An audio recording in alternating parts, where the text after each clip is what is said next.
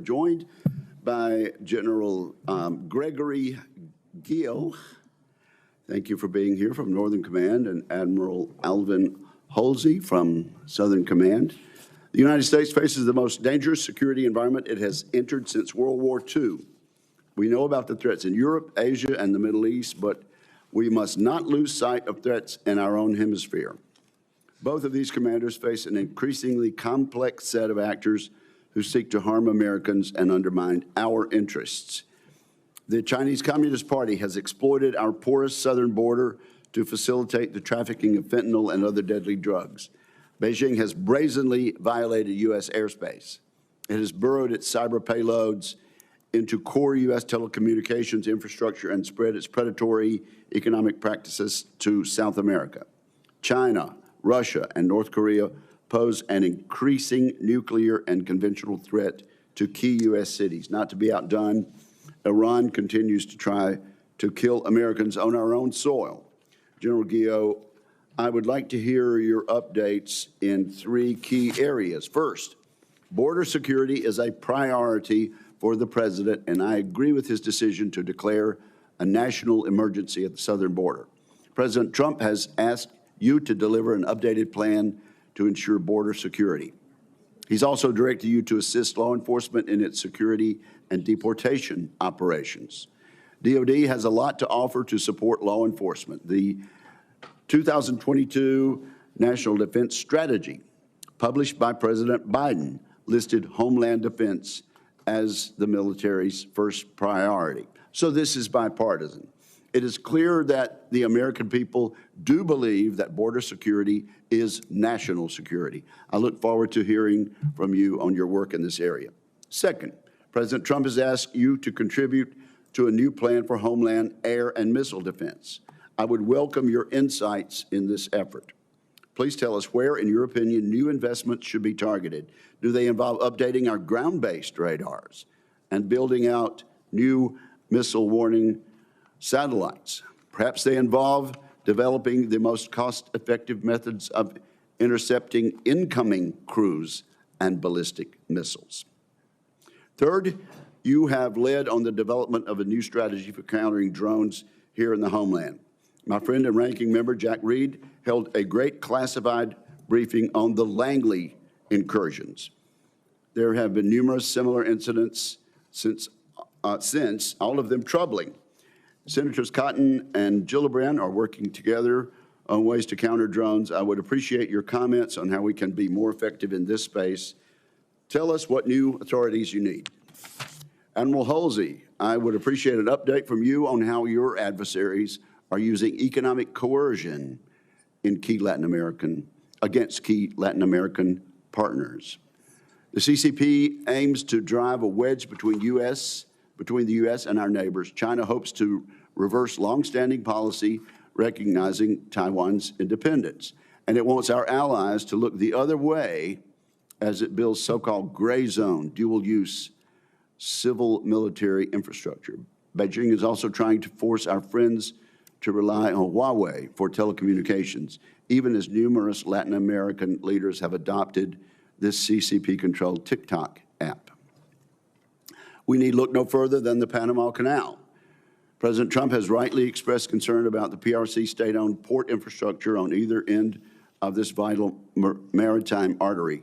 Those PRC facilities pose a risk to the free flow of U.S.-flagged merchant ships and U.S. naval vessels. This issue must be addressed. There are additional troubling PRC developments in the Southcom region. The PRC has leased a space port in the remote Patagonia region of Argentina. That perch provides the Communist Chinese with unprecedented surveillance capabilities in our own hemisphere. Since at least 2019, Beijing has operated a spy base out of Cuba and has done so with impunity. Just last year in Lima, Peru, a PRC state-owned power company purchased the city's entire power grid. Meanwhile, Xi Jinping presided over the opening of a Chinese-funded deep-water port just north of Lima, which is capable of holding PRC warships. So, Admiral Holsey, I would like for you to update this committee on how you are integrating military and non-military tools to fight against these predatory techniques. Despite the significant and growing security threats in the region, Southcom is consistently under-resourced to fulfill its many critical national security missions. I look forward to hearing from you about how these resource constraints are affecting Southcom. I would also like to learn how innovative solutions like the Office of Strategic Capital can be leveraged to close this resource gap. Again, I thank our witnesses for being here and for their earlier meetings with members of this committee, and I now recognize my friend and the distinguished ranking member of the committee, Senator Reed. Thank you very much, Mr. Chairman, and let me join you in welcoming General Gregory Guillot, the commander of Northcom, and Admiral Alvin Holsey to today's posture hearing, the commander of U.S. Southcom. Gentlemen, over the past month, both of your commands have been ordered to conduct new missions in support of U.S. border security and immigration enforcement. President Trump has deployed over 2,000 active duty soldiers and Marines to supplement the 2,500 Guard members and reservists already deployed to the southern border, and has directed Northcom to, quote, seal the southern border. Additionally, last week, President Trump ordered the Defense Department to expand the Department of Homeland Security's Migrant Operations Center at Naval Station Guantanamo Bay, Cuba, to accommodate up to 30,000 migrants and to begin transporting migrants via military aircraft to that facility. Thus far, I understand that around 100 migrants have been transported to Guantanamo, at least half of whom are being detained, not at the Migrant Operations Center, but at the detention center where alleged and convicted international war criminals are also housed. Border security and immigration enforcement is critical to our national security, but Guantanamo Bay is a dubious location to detain immigrants. The detention center has only been used for law of war detainees, and it is unfortunate to equate immigrants with international war criminals. Further, the facilities at Guantanamo are in poor condition and are extremely understaffed.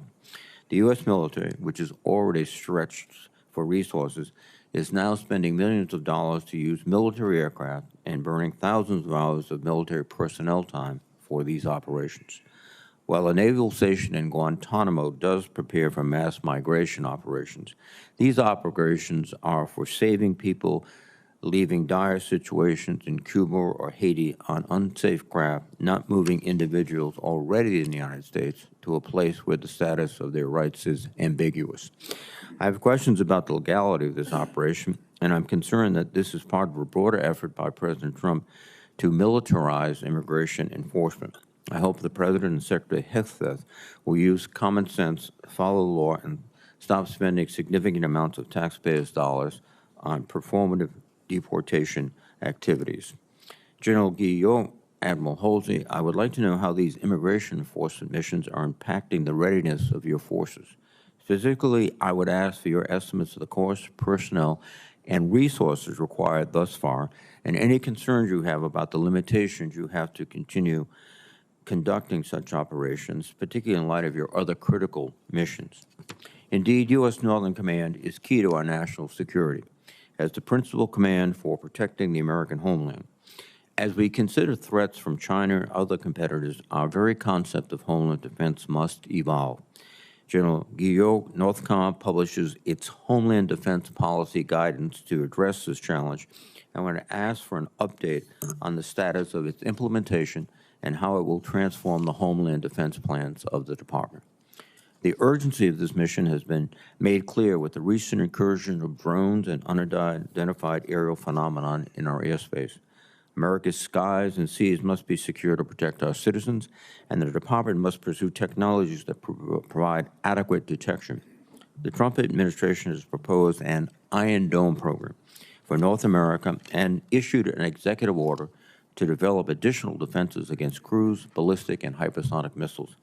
I would note that many of these efforts have already been underway by the Missile Defense Agency for years, and that the concept of space-based interceptors that President Trump is interested in has been debated and tested at enormous financial cost without significant promise. General Guillot, I would ask for an update on how the Homeland Missile Defense mission is proceeding and your view on how a space-based interceptor system could affect Russia's pursuit of a nuclear weapon in space. Turning to Southern Command, Admiral Holsey, your command faces growing challenges from China and Russia in Latin America. The political and economic instability in the region presents a situation that our adversaries are seeking to exploit to increase their own influence. China, in particular, is expanding its presence in the region, including through investments in strategic infrastructure, 5G telecommunications, and an expanding network of space tracking installations. Admiral, you testified last year that the PRC and Russia are strategic competitors who seek to undermine democracy while gaining power and influence in the region, and that partnerships are our best deterrents to countering shared security and economic concerns. But that, for now, the U.S. remains a trusted partner, or the trusted partner. U.S. international development programs strengthen U.S. partnership in the region, which advance U.S. national security objectives. Now that USAID has been dismantled, I am interested in your assessment of whether the U.S. will remain the partner of choice in your AOR, or whether China and Russia will use this as an opportunity to gain further inroads with our partners. I'm also interested in your assessment of how we might work strategically with our partners in the region to build resilience against these activities. Southcom, like Northcom, continues to work closely with the U.S. interagency to support counter-narcotics and counter-transnational criminal organizations, or TCO, missions. I am concerned about the growing threats from TCO and synthetic opioid trafficking, including fentanyl, which are contributing to more than 100,000 overdose deaths each year in the United States.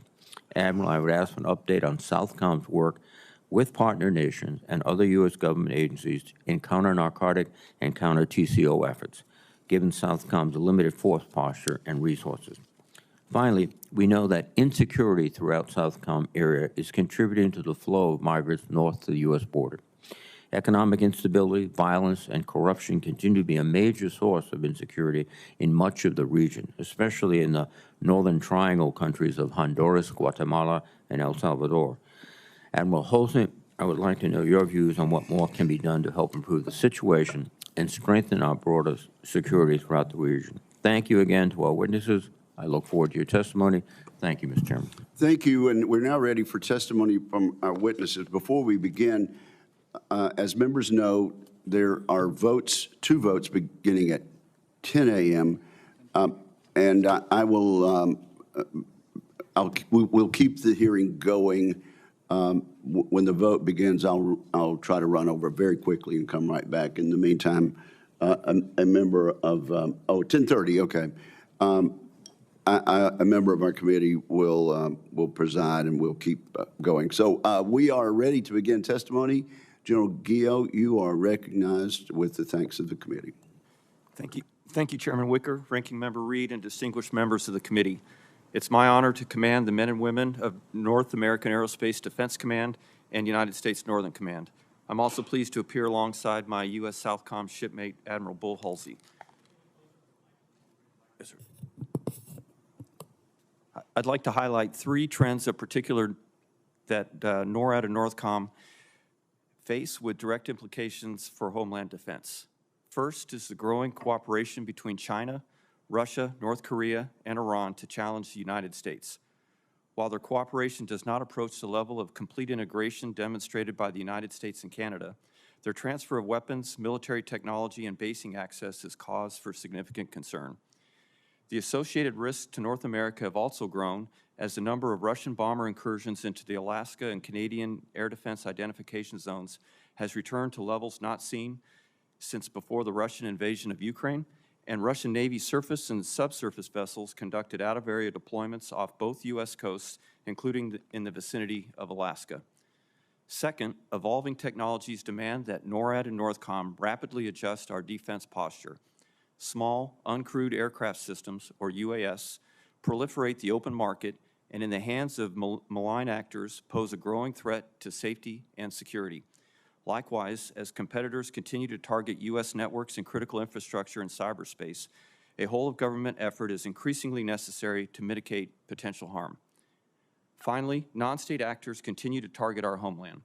Radical Islamic terrorist groups have rejuvenated attack planning and anti-American rhetoric intended to inspire lone wolf attacks, like the daily New Year's Day attack in New Orleans. And transnational criminal cartels based in Mexico threaten U.S. territorial integrity and the safety of our citizens. With that strategic backdrop, Homeland Defense is our command's top priority and essential task, and in mindset and action, nobody waits on NORAD or Northcom. The mantra proved true over the last year as the command's planning and preparation generated swift and effective responses to competitor actions, major disasters, and emerging requirements.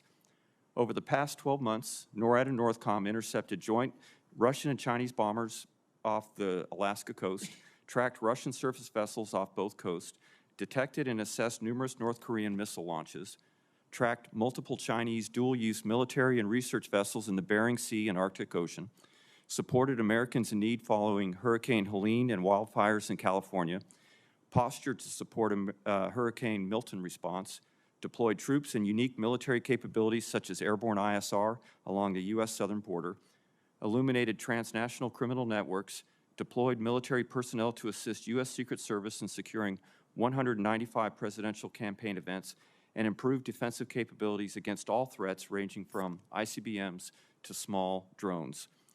Looking forward, NORAD and Northcom modernization is crucial to outpacing our competitors.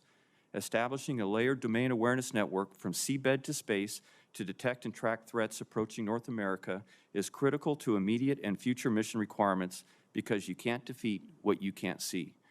To that end, I appreciate the Department and Congressional support for fielding all domain capabilities such as airborne moving target indicator satellites, over-the-horizon radars, the E-7 Wedgetail, and an integrated undersea surveillance system. Defending our borders, establishing a continental missile shield, protecting critical infrastructure and force projection capability, and safeguarding our citizens will require the best our nations have to offer. And I'm grateful to the committee for your ongoing support of NORAD and Northcom's vital missions. Thank you again for the opportunity to appear today, and I look forward to your questions. We have the watch. Thank you, General. Admiral Holsey, you are recognized. Chairman Wicker, Ranking Member Reed, distinguished members of the committee, I am humbled to appear before you today as the 33rd Commander of United States Southern Command. We are a warfighting organization, and I have moved forward to lead this command, service members, civilians, contractors, and their families as we foster democracy, security, shared prosperity throughout the Western Hemisphere. I'm honored to testify alongside General Guillot as the relationship between Northcom and Southcom is vital to the safety and security of our homeland. The United States and our partners in Latin America and the Caribbean are linked together, not simply by history and geography, but by family bonds, cultural traditions, security, and economic cooperation, and a steadfast devotion to democratic values. This enduring commitment to these values is a cornerstone of our collective partnership. Together, we seek to achieve lasting security, stability, and prosperity throughout the Americas. Today, this vision is imperiled by a host of threats. These threats include strategic competition from China and Russia, the impact of transnational criminal organizations, and the complex transboundary challenges such as irregular migration, natural disasters, eroding democracies, food and water insecurity. China is our pacing threat and continues its methodical incursion into our shared neighborhood, wielding diplomatic, informational, military, and economic influence to export its authoritarian model to the region. Most focus to the east and west when they think of great power competition. A look to our south reveals that China has already established a strong presence. Its predatory and opaque investment practices, resource extraction, and potential dual-use projects from ports to space threaten the security and sovereignty of our partners while jeopardizing the United States' national security. Simultaneously, Russia supports like-minded regimes like Cuba, Nicaragua, and Venezuela, using disinformation, military engagements, arms sales, force projection. Moscow is now attempting to undermine the United States leadership, interest, and influence in the region. Meanwhile, TCOs continue to fuel instability throughout the region. They exploit the permissive environment and engage in brutal violence, illicit trafficking, and other criminal activities to undermine the rule of law and disrupt the legitimate government functions. And they are having devastating effects which will spill over into our homeland, destroying lives. Border security is a concern for us all. Southcom recently stood up Joint Task Force Servant Guard at Naval Station in Guantanamo Bay in support of the Department of Homeland Security to provide safe and humane care of illegal aliens until they are returned to their countries of origin. Our time is now. Deliberate and meaningful action to address these threats is required, while this region, our neighborhood, will continue to change. Partnerships are our most effective approach to countering shared security and economic concerns. They enable our enduring trust in the region. However, we cannot take this for granted. To be a trusted partner, we must be credible, present, and engaged. During my tenure at Southcom, I've witnessed how enduring presence builds trust.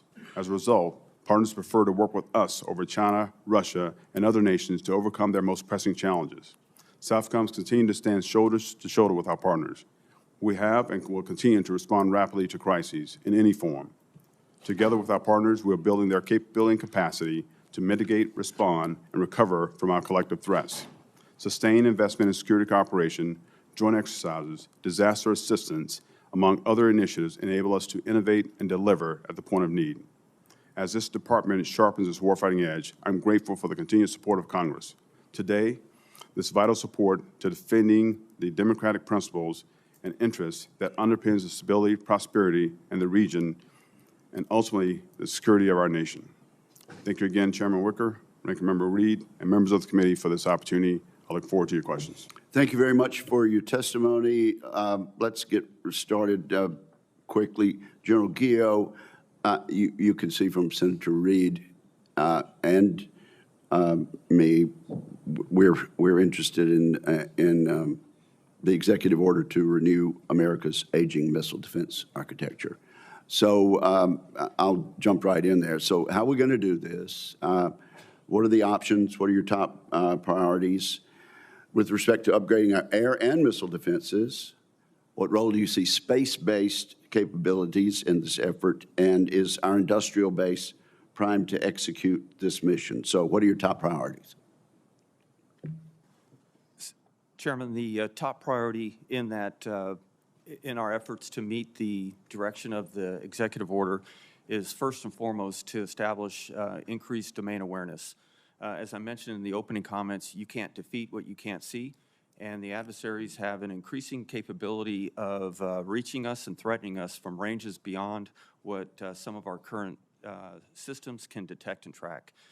So the first layer of any approach to defending the United States or North America from the NORAD perspective would be a sensor layer from seabed to space of systems that can detect threats from a further distance. Those are seabed, ground-based, air-based, such as the E-7, and then space-based systems for detecting, tracking, and warning. Inside of that, I think we build on our existing GBI and NGI capabilities, the ground-based interceptors and next-generation interceptors to defeat intercontinental ballistic missiles. Let me interject. On the sensor layer, how soon can we get there? Chairman, some of those capabilities are right on the edge. Others are probably 3 to 5 years out. But I think within inside of a year, we could have a significant capability that could network those into a single sensing grid. All right. Well, then go ahead on if you've got anything to say about space-based or our industrial-based capabilities.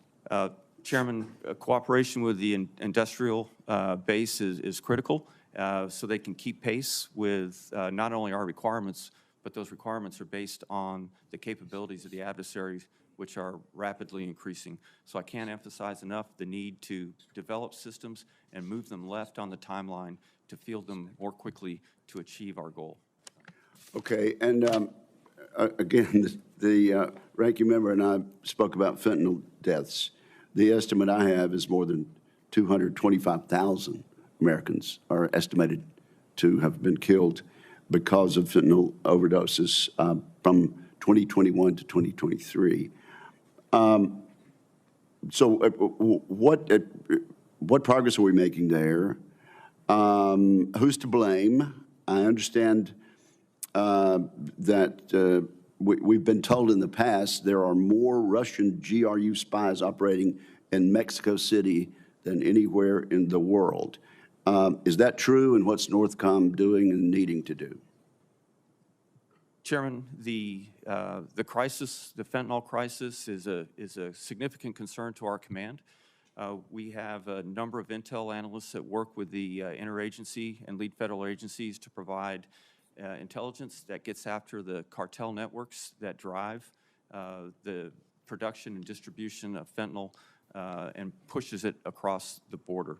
Recently, we've been permitted to increase our ISR, our intelligence, surveillance, and reconnaissance, to Permitted by Mexico? no, by the department, sir. Okay. But we do have intelligence sharing with Mexico to show them what we see, and we have increased cooperation with Mexico to go address the cartel violence in terms of sending more troops.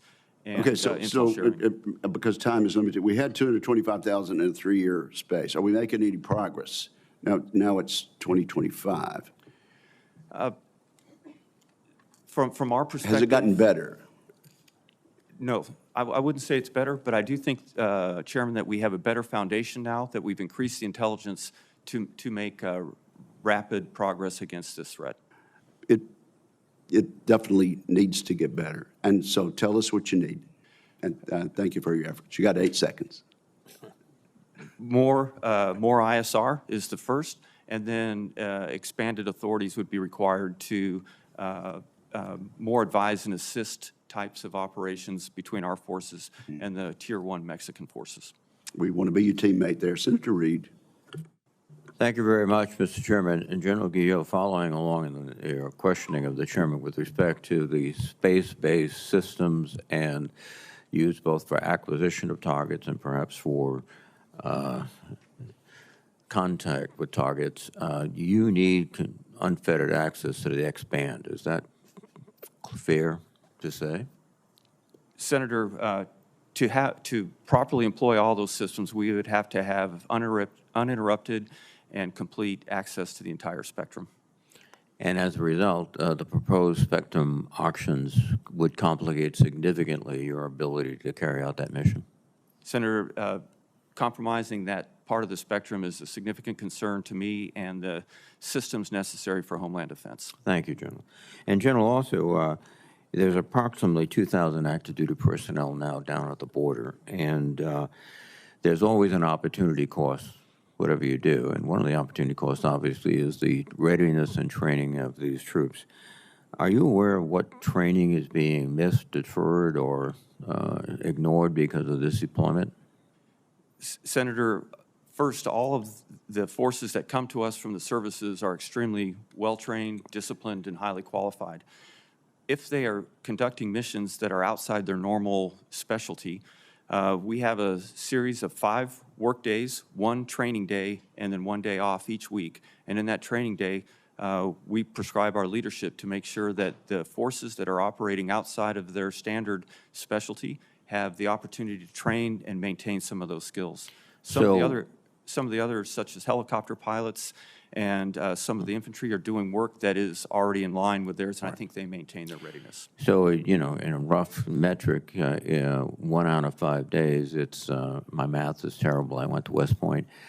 So now they're doing 20% of the training they would have done at home base. Yes, sir. Thank you. I didn't have the privilege of going to Navy or the Air Force, so forgive my math. Admiral Holsey, can you give us a concise but detailed description of your role, Southcom's role at Guantanamo's Migrant Detention Center and the Gitmo? Yes, Senator. So Southcom plans and postures, as always, over the years to conduct migrant operations. In fact, one of our enduring missions is to plan for a mass migration scenario. Under the current situation, what we're doing is modifying our existing plan to be able to support the migrant ops at JTF, at Gitmo, the Naval Station, and to provide safe and humane care in support of the Department of Homeland Security. Now, to be clear, there are two different sides of the base. One is the Naval Station, both is Naval Station Gitmo, but you have the MOC, which is a Migrant Operations Center, where we are actually setting up tents, and then you have JTF Gitmo on the other side of the island, which we have the law of war detainees. Now, have you estimated the cost that you're going to incur, DOD, Southcom, for your operations? You have to construct facilities for 30,000 individuals, which would include mess halls, which would include healthcare centers, sanitation provisions, et cetera. How much money is that going to cost us? So right now, sir, we're in the initial phase of this process, so it's a tailored approach to get to 30,000 if that is desired. So right now, where we stand, we're in the initial phases, so we'll get some numbers to you, but right now we're still building out. We have forces on the ground, and that process is still in place, sir. Thank you. Going back, General Guillot, to the concept of Iron Dome, unlike the Israelis, this is not a missile defense system. This is a system of systems. And one of the most important aspects of the system, I think you've already alluded to, is detection rather than interception. Is that fair? Senator, I agree with you. The first and most critical part is the detection capability. And I met recently with the defense minister from Canada. They are very much interested in participating. They have legal obstacles, but they assume they can jump over them. Very much participating in the missile defense system. And their best contribution could come in what way, sir? Senator, I welcome their participation. I think the first would be to buy into our domain awareness expansion, whether ground-based or space-based. And then further down the line, if they get defeat mechanisms, see how they would mesh with our existing defense mechanisms, defeat mechanisms, in a similar way that we employ fighter aircraft with NORAD. Perhaps we could do the same with missile defeat systems from the ground. Thank you very much, gentlemen. Thank you, sir. Thank you, Mr. Ranking Member. Perhaps that would be one way that Canada could begin to meet its NATO requirement as far as defense spending as a portion of their GDP. Let me ask both witnesses to move the microphones a little closer. And then I recognize Senator Fisher and then Senator Shaheen. Thank you, Mr. Chairman, and thank you, Admiral. Thank you, General, for your service to this country. The work you do is extremely important. Thank you.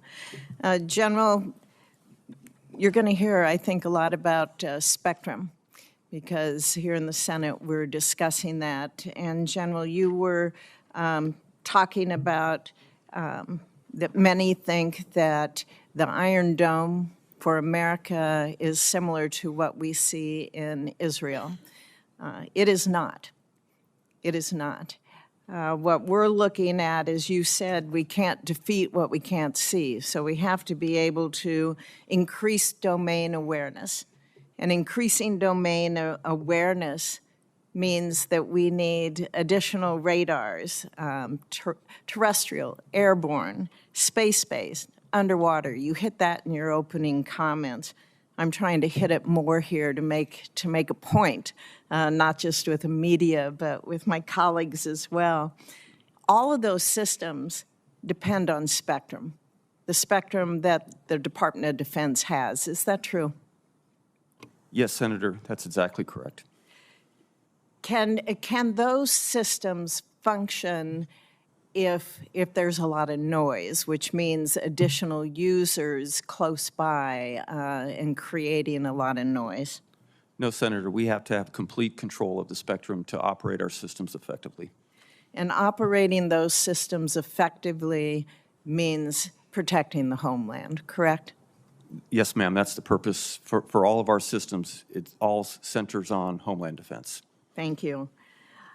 To move to a different topic, General, you predicted during the posture hearing last year that Chinese and Russian aircraft, you said that they flew a mission into Alaska Air Defense Identification Zone. Do you assess that the United States will see more of this from China, whether it's aircraft or ships or submarines?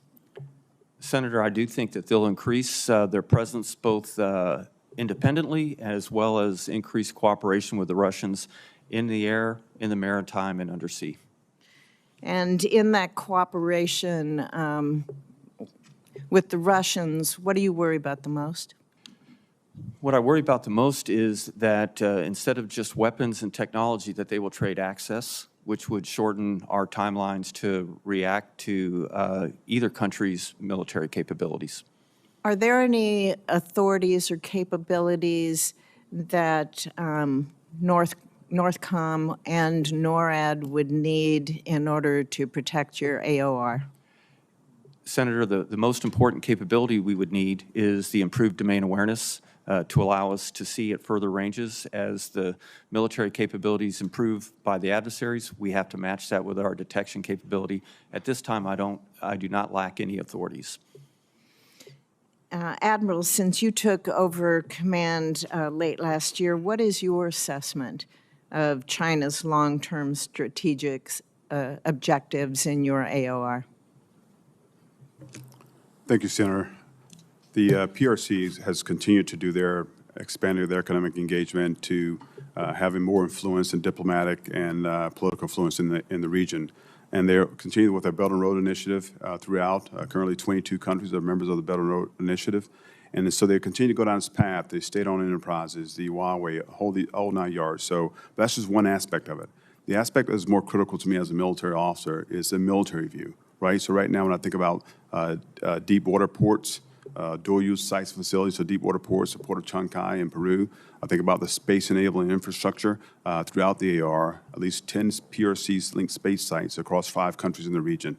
Then you get into the 5G, the Huawei, right? You get into the safe city technologies. So they continue to do this, and when our partners use Huawei and safe city technology, now they're in threat of having Chinese technology on their critical infrastructure. So again, we have to continue to block them out and find ways to deliver for our partners.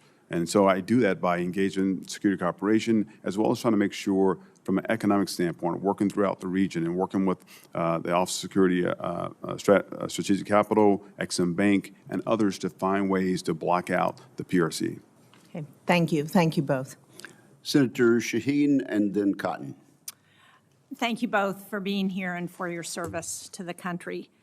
General Guillot, I'm not sure if any resources are coming from the operations in your area of responsibility to address some of the flights that have been transporting migrants out of the country. But I understand that last week an Air Force C-17 transported 104 migrants from the United States to India. That flight cost the American taxpayers $2.5 million. And I understand that we're currently spending nearly $30,000 an hour for every deportation flight that's being run by the military, when Homeland Security used to charter flights like these at less than 1/3 the cost, or $8,500 an hour. Doesn't seem to me like a very effective use of our dollars, given the needs that you and Admiral Holsey talked about in terms of what you require for additional resources to address the threats facing the country. So can I ask, are you seeing any of the impacts of those costs yet on Northcom's budget? And do you know how those costs are being paid? Senator, I have not seen any impact at this point, but I will remain transparent with the committee if I do feel strain in that area.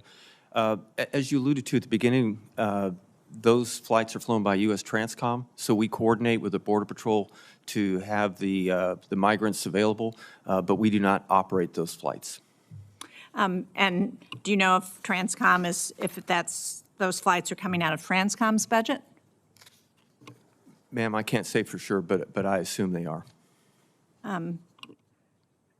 Mr. Chairman, I would hope that this committee would request information about the cost of those flights and why we're doing them, why the military is doing them as opposed to doing them the way we used to at 1/3 the cost. Thank you for that suggestion, Senator. Admiral Holsey, over the last year, we've actually seen an almost 15% decrease in drug overdose deaths. Illegal drugs, however, as you pointed out, and General Guillot pointed out, are still killing nearly 90,000 Americans every year. Both of your commands rely on partnerships with governments and militaries in the region to help stop the flow of illegal drugs.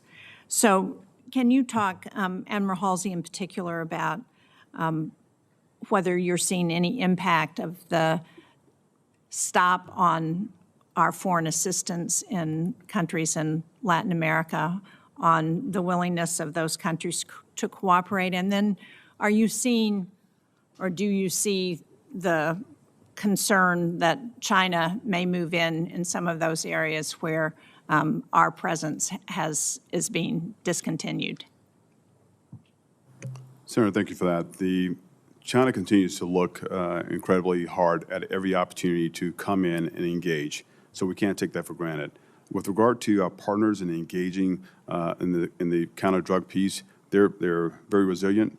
Some of our training that do the security operation, the exercises specifically focus on the counter-drug fight. If you look into the Eastern Pacific right now, in the first 90 days, since the 1st of January, we've already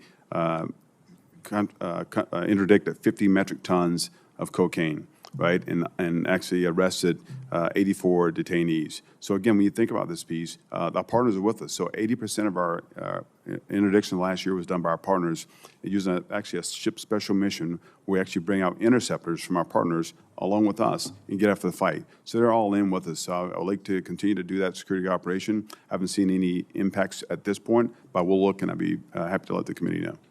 Thank you. And General Guillot, as you're looking at the challenges with our northern border, are you finding Canada willing to cooperate in all of the ways that are important as we're looking at the interdiction of drugs and other illegal activities across our border? Yes, Senator, I am. I find that my counterparts in Canada are very open to planning potential partnering on the northern border to detect illegal crossings both ways in the future. And Canada has developed a plan to address their commitments to Northcom. Are you seeing that beginning to be built out at this point, or is that all still in the future? And did we participate in the development of that plan? Senator, they were very collaborative on defining the NORAD requirements, and their NORAD modernization is at the very beginning stages. We are seeing improved F-18 radars and missile capabilities already. The next step we'll see is the arrival of the F-35 in the next 2 years. So they're well on the track, but we do have some immediate improvements with their F-18s. Great. Thank you. Thank you both. Again, I'm looking forward to our friends in Canada fulfilling their commitment to NATO. Senator Cotton. Thank you, gentlemen. General Guillot, as the chairman mentioned in his opening statements, I have legislation with Senator Gillibrand to address the drone threat here in America. We seem to have drones just flying around everywhere, and many times people don't know what's going on, most notably in the public eye late last year in New Jersey. But this is also happening around our military bases a lot. You've had drone incursions over Joint Base Langley, Wright-Patt Air Force Base, Vandenberg Space Force Base, Picatinny Arsenal, Anderson Air Force Base. Could you explain to us briefly what is the threat that these drones pose to U.S. military operations, facilities, and personnel? Senator, the primary threat I see for them in the way they've been operating is detection and perhaps surveillance of sensitive capabilities on our installations. And that's all installation, not just super sensitive ones like nuclear sites. It could be our fighter bases or Army bases or naval bases or what have you. Yes, sir. There were 350 detections reported last year on military installations, and that was 350 over a total of 100 different installations of all types and levels of security. Yeah. But it's the case right now that only at certain sites, which you might call the super sensitive sites, like nuclear bases, do commanders have the authority to protect their airspace from these drone incursions. That's correct, Senator. We call those covered installations, and not all about half are covered. Which sounds crazy to me, and I think most Americans would think it doesn't show a lot of common sense. I mean, base commanders at every base around America, they have the authority and they have the capability to protect their perimeters. Say if some terrorists got a dump truck and drove it through the front gate, or were trying to breach the perimeter fence, we would expect base commanders to protect their base with force if necessary. Is that correct? That's correct, sir, and I would propose and advocate for expansion of 130I to include all military installations, not just covered installations. I'm glad to hear you say that, because I have legislation to do just that, right. the counteract with Senator Gillibrand, that again would give these commanders the legal authority they need, plus the capability required to protect their bases from these kinds of incursions, and then hold them accountable for doing so. Is that exactly what you're advocating for? That is, sir, and if I could add, I'd also like to see the range expanded to slightly beyond the installation, so they don't have to wait for the threat to get over the installation before they can address it, because many of these systems can use side-looking or slant range, and so they could surveil the base from outside the perimeter, and under the current authorities, we can't address that. Even better. Now, last year, you also said there were thousands of drone incursions over the southern border. And just last week, Mexican cartel leaders were reportedly authorized to use drones equipped with explosives against U.S. Border Patrol agents. Now, I know that this is primarily a DHS responsibility at the southern border, but do you need authorization for DOD to share information with DHS and the border authorities about these incursions? Yes, Senator. I would like 130I to be expanded to allow seamless exchange of data on drones. Again, sounds like a great idea. I'm glad that Senator Gillibrand and I have legislation to do just that, and I hope that we can pass it into law this year. Thank you, Admiral. I know that the Navy is responsible for Guantanamo Bay, but Southern Command is responsible for some of the operations there, to include the operations, I gather, of the violent illegal migrants who were recently transported. Could you give us a little bit of sense of the security measures in place that protect against any risk of violent criminals and terrorists being held at Gitmo? Senator, the JTF Gitmo is the detention facility. We have highly trained military police who come down on rotation with the guards force. They're on a one-year rotation. They're highly qualified. They've been trained to do their mission. They've been doing it for years throughout. So again, I think they're very capable of force, and they're ready to deal with any situation. And you're confident that your personnel are trained and ready to do that and are safe in doing so? 100%, sir. That's great, because I'm also very confident that it's much safer to have depraved, savage criminals from other countries waiting at Guantanamo Bay for deportation than it is to have them waiting at a base on the American mainland soil, where we hope they'd never be able to cause any problems, but you never know. There are American citizens on those bases and just outside those bases. Gentlemen, thank you again both for your appearance. Sure. Excellent point, Senator Cotton. Senator Hirono, and then Senator Sullivan. Thank you, Mr. Chairman. General Guillot, the President's recent missile defense executive order tasks you with providing, and I'm quoting, an updated assessment of the strategic missile threat to the homeland, end quote. That is the President's direction to you.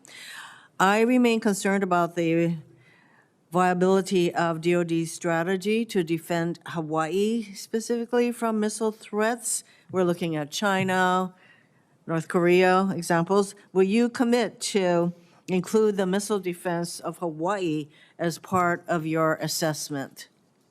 Senator, I absolutely will. Hawaii is, and the defense from ballistic missiles for Hawaii is part of my responsibility. Thank you. Again for you, General. Last year, the former National Guard Bureau Chief testified that the border security mission provides no military training value to Guardsmen, no military training value to Guardsmen, and does not prepare troops for great power competition. Additionally, a GAO report from 2021 found that multiple units lost critical training opportunities due to deployments to the border. Okay. That, of course, impacts military and operational readiness. General, do you agree with the assessment that these missions provide no military training value to Guardsmen? Senator, I don't agree. I think that specifically in the helicopters and in our intel specialties that are conducting missions on the southern border, those are exactly in line with their trained specialty. However, there are, I certainly recognize there are areas where they are cross-trained and they are not getting immediate benefit to their primary specialty in about half of those roles. So your testimony is that using military troops, our troops at the border, that is not going to have an impact on readiness? How many troops do we have on the border right now, and do you expect that number to grow? Senator, we have 5,000 Title X forces on the southern border right now, and I do expect that number to grow.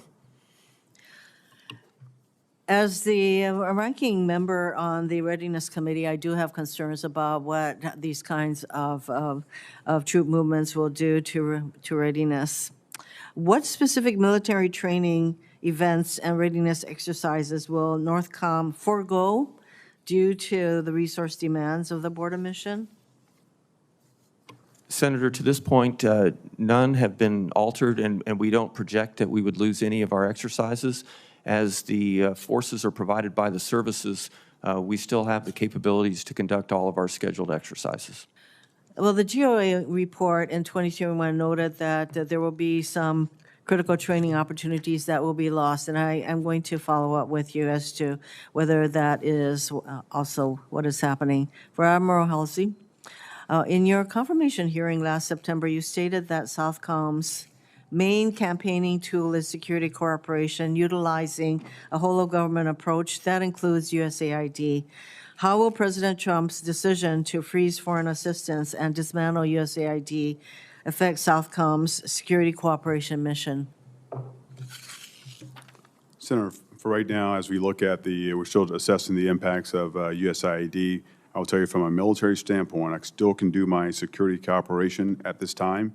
And so I look to Trade Winds exercise, right? So that's one we do yearly, and it focuses on the humanitarian assistance disaster release in the Caribbean, right? So we go out there, we do these missions, we're training our forces for earthquakes, hurricanes, and the like. So those type opportunities give our partners a chance to develop their skills for emergencies or contingencies. I really don't see how an action like closing USAID would not have a negative impact on part of your mission. Regarding Guantanamo Bay, this is, again, for Admiral Holsey. Southcom is responsible for implementing the President's directive to expand the detention center in Guantanamo Bay to hold 30,000 migrants. Admiral Holsey, who are these migrants and where will they be coming from? And what is the estimated cost to lead the expansion and support of this Department of Homeland Security mission, including food, medical care, construction, and sustainment? We're talking about a very big, I would say, infrastructure that we're going to need to house 30,000 migrants. Can you explain how all this is happening? How much it will cost? How it will impact Southcom's mission? Briefly, running out of time. I've run out of time. So very, very briefly, from the standpoint of who decides, that's a DHS mission. They decide who comes to the base for the migrant ops. They decide at that point. We just support them. We're in support of DHS. With regard to the pricing, we're still understanding it's a phased approach right now, and so we're going to build it up. And as we understand how large we'll get, we'll have a better focus on the price. So even if this is a DHS, we're going to want to know how much this is actually going to cost. And I know that you were asked, Mr. Chairman, thank you, about the amount of money that went to deporting 104 people to India, and whether or not that was an appropriate use of your funds. Perhaps witnesses can take that for the record, and also we'll have another round if we need to. Then we have Senator Sullivan and Senator Kane. Thank you, Mr. Chairman. Gentlemen, thank you for your testimony. I want to echo what the chairman's been saying. We do need Canada to step up, when they don't meet their 2% GDP NATO commitments. It undermines the entire alliance. So I appreciate the chairman mentioning that. General, it was good to meet with you the other day.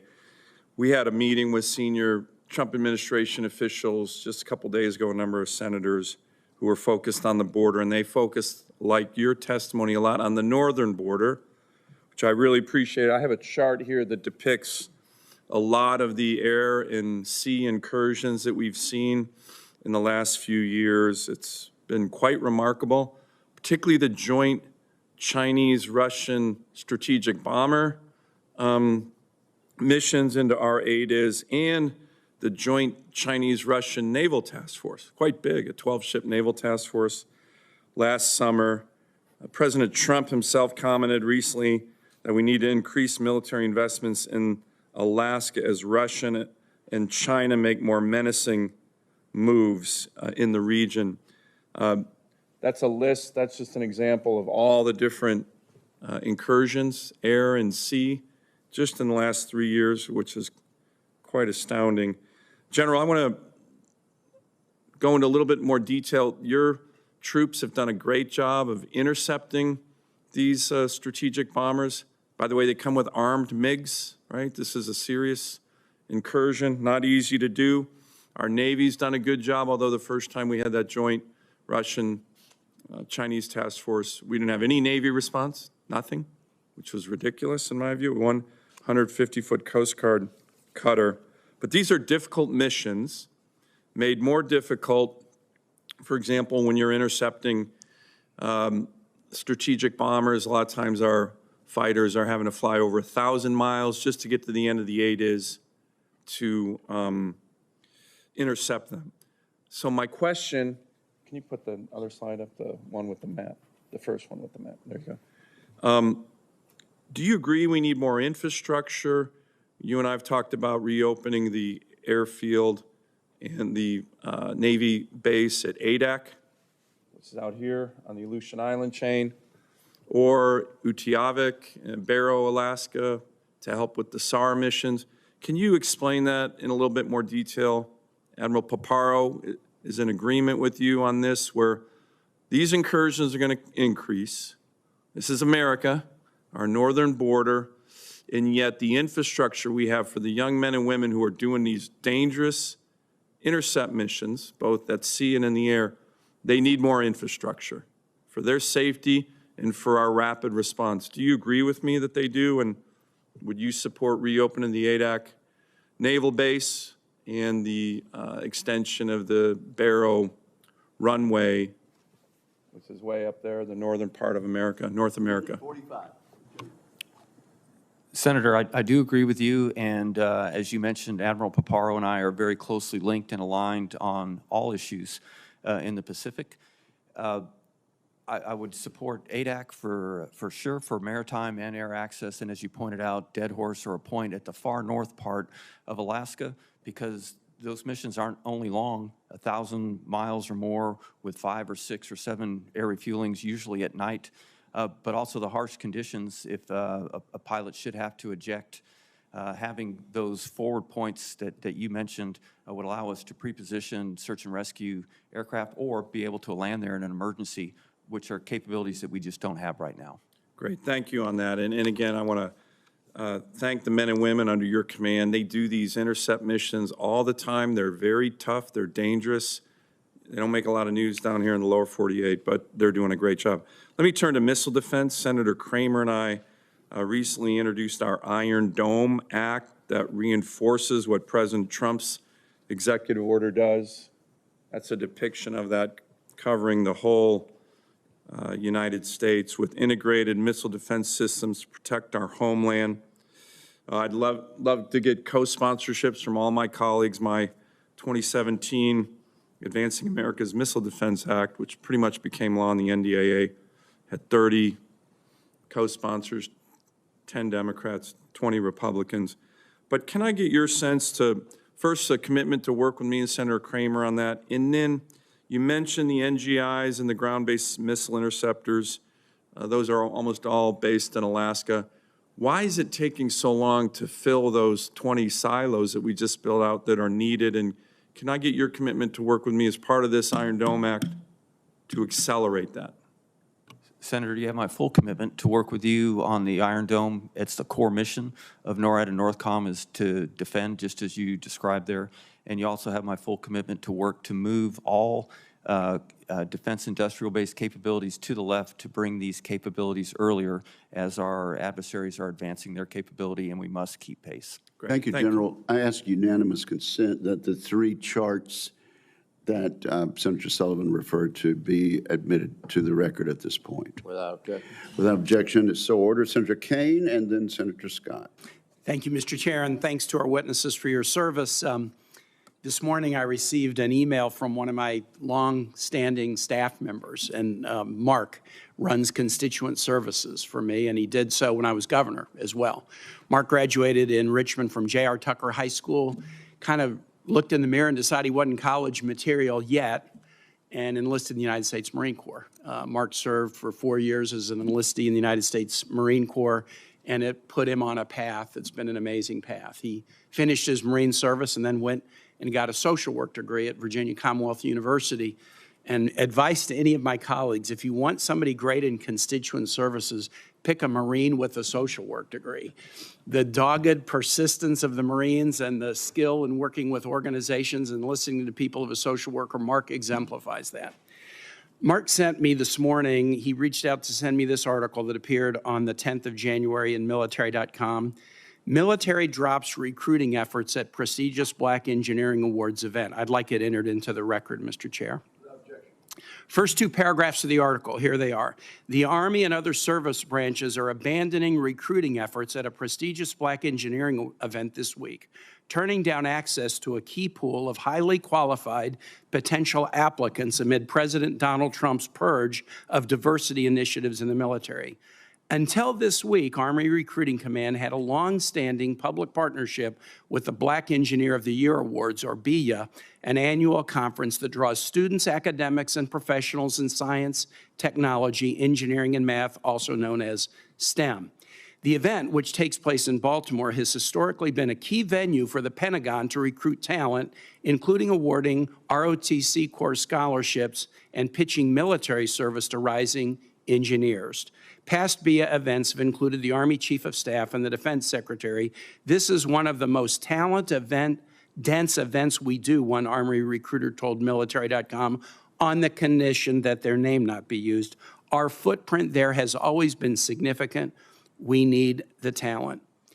My staffer, Mark, said to me when he sent me this article, I would never have served in the military if there weren't men and women who looked like me in the recruiting process. Limiting military recruitment to avoid qualified Black applicants in the name of DEI will ultimately hurt our all-voluntary military. I was intending to ask questions about Northcom and Southcom until I got Mark's email this morning. Intentionally avoiding an event chock full of STEM talent and engineers because it happens to be a draw for Black engineers is more than an anti-DEI initiative. It is an intentional effort to avoid certain kinds of people in recruiting. The article goes on to say it's not just the Army that has pulled out of this event, all the service branches have pulled out of this event. And I just want to put this on the record. Two things happened on January 31st that I found very unusual. The President of the United States, Donald J. Trump, did what every president since Gerald Ford has done on January 31st. He declared February Black History Month. And on January 31st, the Secretary of Defense, Pete Hegseth, put out a directive, identity months are dead at DOD. That was not the newspaper headline summarizing the directive. That was the directive from the Secretary of Defense. Identity months are dead at DOD, including Black History Month.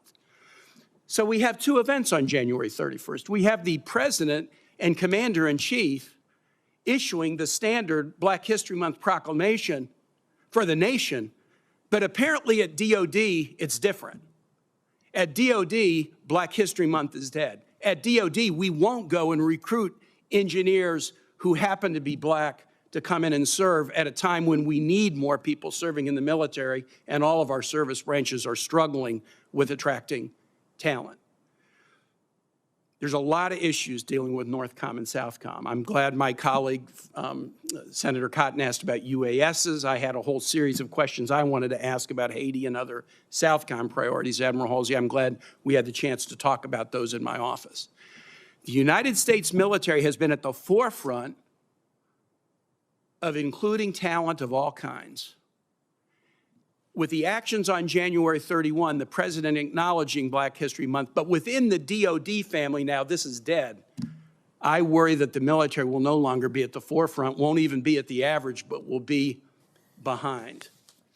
And that would be a terrible sellout of an amazing tradition that our United States military should be very, very proud of. With that, Mr. Chair, I yield back. Thank you, Senator Kane. Senator Scott. Thank you, Chairman. Thank you for being here. Thank you for all the servicemen and women that serve with you. So all these hearings are important. This is an important one. I like this one a lot because Southcom's here, and it's from my home state of Florida. I was hoping my good friend Senator Sullivan was still here because all he talks about is Alaska all the time. So I'd like, one thing I would always like is if people understood the risk we're having in Latin America, and I think we have to put more effort into it. And I know, Admiral Halsey, we talked about that yesterday, and I know you're focused on it. So after years of Joe Biden's open border crisis wreaking havoc on our domestic security, with millions of illegal alien encounters at our border and appeasement of dangerous regimes, the safety of our nation and communities are top of mind, I think, for all of us. I think you have a very important job here as we bring back peace through strength. So let me just get to the questions first. General, President Trump recently signed 2 executive orders, one to seal the southern border, which is right, and another deploying 1,500 servicemen and women to the southern border, which none of us hoped he would have to do, but unfortunately he will have to do to secure the border. Can you speak to how the administration is preparing for, and do you feel you have the capability to face down the cartels and other U.S. enemies present in Mexico?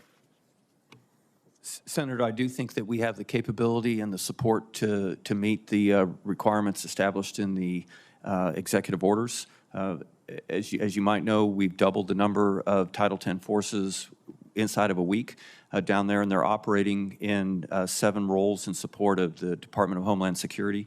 And then we've also increased some uniquely military capabilities that will get after the point you made, the cartels, which are driving the illegal migration, and that's primarily through airborne ISR to get more information on those and figure out how we can counter their actions.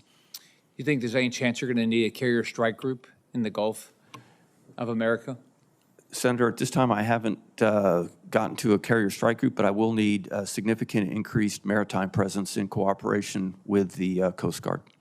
Are the LCS chips at Mayport helpful at all? Yes, sir. Those would be right in line with what we're looking to do in the maritime. Thanks. So, Admiral Halsey, I've been up here about a little over 6 years, and it seems like, and I think we talked about this a little bit, INDOPACOM and CENTCOM receive a majority of this committee's attention and a lot of their assets. I think we're seeing a little bit of change with that under President Trump. Southcom's area of responsibility faces real threats to our national security. As we all know, we've got problems in Cuba, Venezuela, Nicaragua, and potentially Colombia. So you might need additional assets, especially with what China, Russia, Iran are doing in the region. Can you talk about the importance of having the right assets at Southcom to be able to deal with the threats? Yes, Senator. To be clear, presence means power. Presence means relationships. And so not only when out-of-area deployers come or the TCOs are moving drugs, when they see presence, it gives them pause. But also when we come down and work with our friends and partners in the region, they look for us as leadership. So when they see our ships, our aircraft, our boots on the ground, working with them again and again, it builds those partnerships and it shows that we are there enduring and we can block out the PRC and others. Thanks. Can you talk about the importance of Homestead Air Force Base and its mission? Yes, sir. Yes, sir. For Homestead Air Force Base, located there in south of Miami, right now we've used it in the past. We use it in our Haiti operations as a jump-off point. We use it in exercises as well. So again, it's a key location when I think about contingencies downrange and how I engage, and using that as a base to, to forward deploy, if you will. And also, I'm looking at some opportunities coming up for unmanned assets as well. So I'll continue to work on that. You think it needs to be returned as an active duty base? I think it's more of an Air Force lane to answer that, but I could definitely use an active duty base, sir. All right. Thank you, Chairman. Now, Senator King. Thank you, Mr. Acting Chairman. Appreciate it. First time. Big promotion. As we're sitting here, news feeds often come across, and I just saw one that the Department of Defense has indicated in its 2025 procurement plan to buy $400 million worth of Tesla trucks. I'm going to just let that fact sink in. That's all I'm going to say about that. Admiral, you talked about the activity of the Chinese in Latin America. Do you believe that activity is, number one, significant, and number two, increasing? And the nature of the activity, as I understand it, is public works projects, ports, 2 ports in Panama, for example. Is this significant activity on behalf of China in Latin America? Yes, Senator. I think all their efforts from a infrastructure standpoint, the development of dual-use sites and facilities is a challenge, and we should be concerned about that. I would point out to the committee that 2 weeks ago, we unilaterally disarmed in Latin America when we destroyed the Agency for International Development, because that's the agency that provides funds for these kinds of projects. So we've left the field in Latin America, and I think that should be understood. We're always talking about competition with China and the pacing threat, but here is a place where we basically have, as I say, left the field. We've abdicated, we've surrendered to China in Latin America by unilaterally and illegally and unconstitutionally abandoning the vehicle by which we were competing with them in terms of development and work in Latin America. I think that should be noted. We've gone almost entirely through this hearing and not talked much about terrorism. I believe that in all the talk about pivoting to great power competition in the Indo-Pacific, we've taken our eye off terrorism. And it worries me that that's still a threat. General, is terrorism still a threat to this country? I believe you mentioned lone wolves, which is the most difficult kind of terrorism to combat. Senator, it is still a threat and a concern, and one of the primary focuses in the Northcom part of my job. To address that, we have very close ties with Central Command and Special Operations Command to follow their operations in overseas, and they give me any indication of activities moving towards the United States that we'd have to plan for. And of course, we have great relations across the intel and interagency to ensure that we have a consolidated look at any terror threats to the U.S. Well, I hope that there is significant emphasis, because I worry that this is one of those things we're going to wake up and find ourselves under attack, and everybody's going to say, well, what happened? And it's a matter of taking our eye off the terrorism ball. That's one of the greatest threats to this country, particularly if terrorists get a hold of nuclear material. And there's a growing nuclear family, including Iran and North Korea, where nuclear material might become available, and that's the nightmare scenario, because deterrence doesn't work with terrorists. They don't care about dying, and they don't have a capital city to destroy. So intelligence and awareness of what the terrorists are thinking and planning and plotting, I think, is absolutely critical. Admiral, every year when we have this hearing, I talk to the Southcom commander about the fact that we have intelligence reports about drug shipments coming to the U.S. in the maritime domain, and we have the assets to interdict 25% of them. To me, that is just straight up unconscionable. There are people dying in my state from fentanyl overdoses, from drug overdoses generally, and we're not meeting, because of a lack of basically allocation of assets, the drug shipments that we know about. That's what's so objectionable about this. Is that percentage still reasonable? 75% is not being interdicted that we know of? Yes, sir, about 10 to 20% is what we can get after what we see. Yes, sir. And that's because of a lack of assets. Is that not correct? There's just not enough, we don't have enough boats, ships? Yeah, primary lack of assets, the lack of resources, ISR capability. Yes, sir. Well, I would argue that, again, this is a misallocation of resources, that here is a active attack on America that's killing our citizens, and we don't have enough ships, in whether it's Coast Guard or Navy, in the region to interdict these drug shipments. I think that's basically it's a dereliction of duty, not of you, but of the entire policy apparatus. And this goes back 3-4 administrations. But it's one that I hope that this administration might pay some attention to and correct. Maybe there's a second round. We'll talk about icebreakers, General. Thank you very much, Mr. Chairman. Thanks, Senator King. One thing, was it State or Defense that bought the Teslas, do you know? My understanding, it was the Department of Defense, armored Tesla Cybertrucks. Okay. All right, Senator Budd. Thank you, Chairman. Congrats on the promotion. Admiral, General, thank you all for being here. General, I enjoyed our conversation earlier this week, and also just want to thank you on behalf of those in Western North Carolina for your efforts there. In the early days, late September of last year, early October, there was some bureaucratic hand-wringing at the top, but that was not from you. That was not from our military. So, again, thank you for all those in uniform who've served, those out west. I want to shift to the southern border, and we've heard this a lot from our colleagues this morning, and I share the concern about fentanyl. In North Carolina, we lose every single year the totality of what we lost on 9/11 just in North Carolina. And that's our whole country compared to just my great state. I'm interested in stopping the supply of these Chinese precursors and chemicals that end up in Mexico and make their way here. And also stopping the Chinese nationals that are being caught illegally crossing our southern border. In record numbers, I think it's up by a factor of 50 from 2021 to 2023.